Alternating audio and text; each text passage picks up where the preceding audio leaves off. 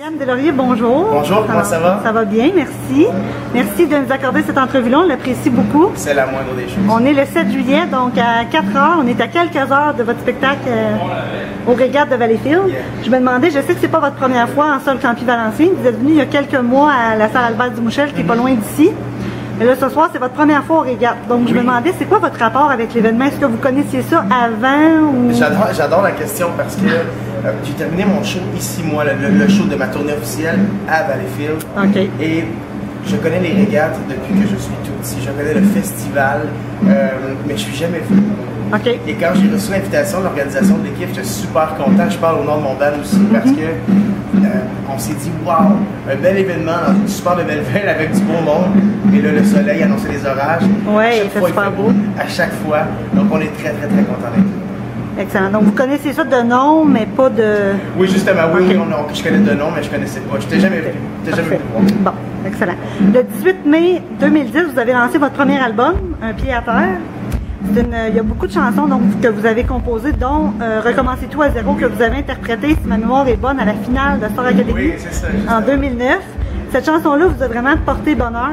Vous avez reçu un prix de la Socan parce qu'elle était demeurée au top 100 très longtemps, donc pendant 23 semaines d'affilée. Vous avez même battu Marie-Ève Janvier, Jean-François Brault. Ben, je me oui, demandais, est-ce que ça vous met de la pression pour les prochaines chansons sur le prochain album? Non.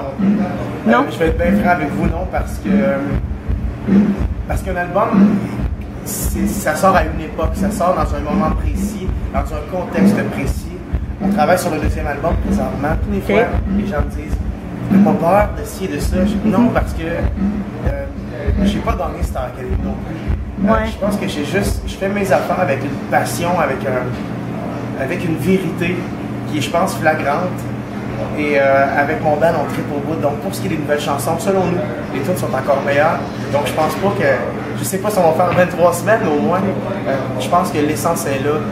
L'émotivité est là. Je pense que le tout est là pour faire un méchant bon deuxième album. OK, on espère. Je suis convaincue, moi. Ce soir, vous êtes en spectacle, donc on l'a dit au Régat. C'est une scène extérieure. Yeah. Je me demandais, est-ce que pour vous et vos musiciens, c'est un défi supplémentaire ou si c'est la même chose qu'en intérieur? Ou... Que ce soit à l'intérieur, nous, dans la salle, je me permets de vous le dire parce que les gens nous en parlent, puis en nous autres, dans le band, on se dit, on fait jamais le même show. Okay. On fait jamais absolument le même spectacle. Puis pour nous, c'est pas un défi parce que, en plus, ce soir, on a rajouté quelque chose qu'on n'a pas dit encore aux gens. On a deux drums. Oh! On a deux drums. J'ai le drummer de Rock Voisine avec moi, plus le mien. Et on est vraiment content parce que ça va faire un autre show, d'autres dynamiques, guitare électrique, beaucoup de chansons folk, passant par du rock, en revenant par une balade. Je pense que ça va être un show qui est haut en couleur. Et j'espère vraiment que les gens vont apprécier parce que nous, on tripe à fond en avant. Il fait beau en tout cas. Il fait beau, ça c'est sûr.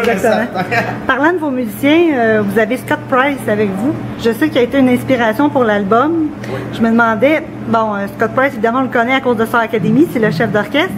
Comment votre relation post-académie s'est développée? Comment vous en êtes venus à travailler ensemble? Ben, j'adore la question. On me l'a posé très rarement. OK.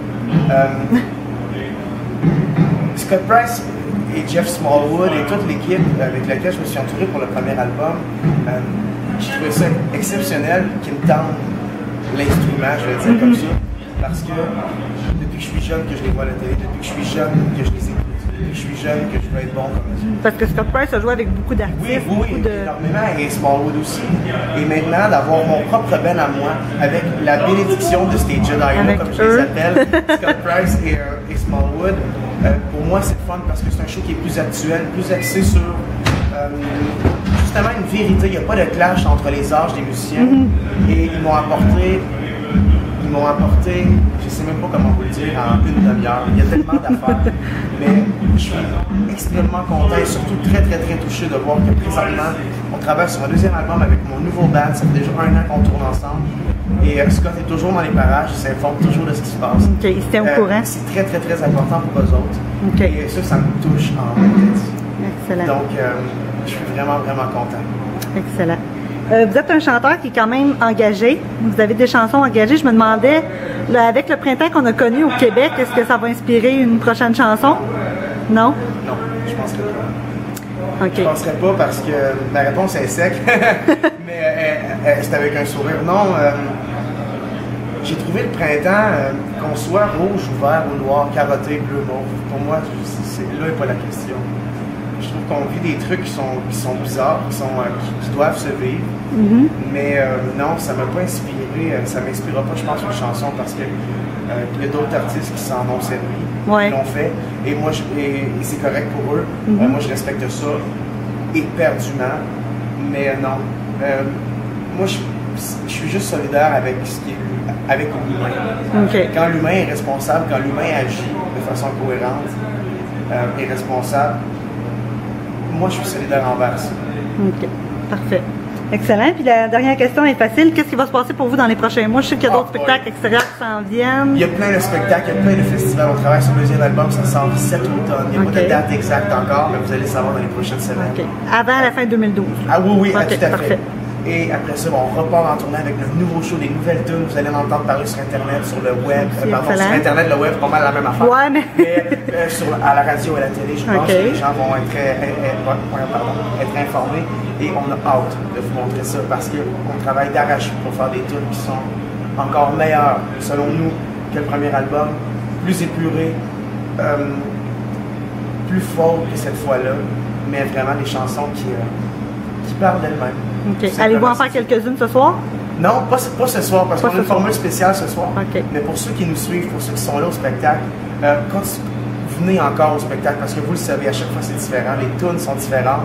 Et je vous aime en mots de vie. Merci d'être là. Merci beaucoup. On vous souhaite un gros mot de Cambronne pour ce soir. Merci. Puis pour les prochains spectacles aussi qui s'en viennent.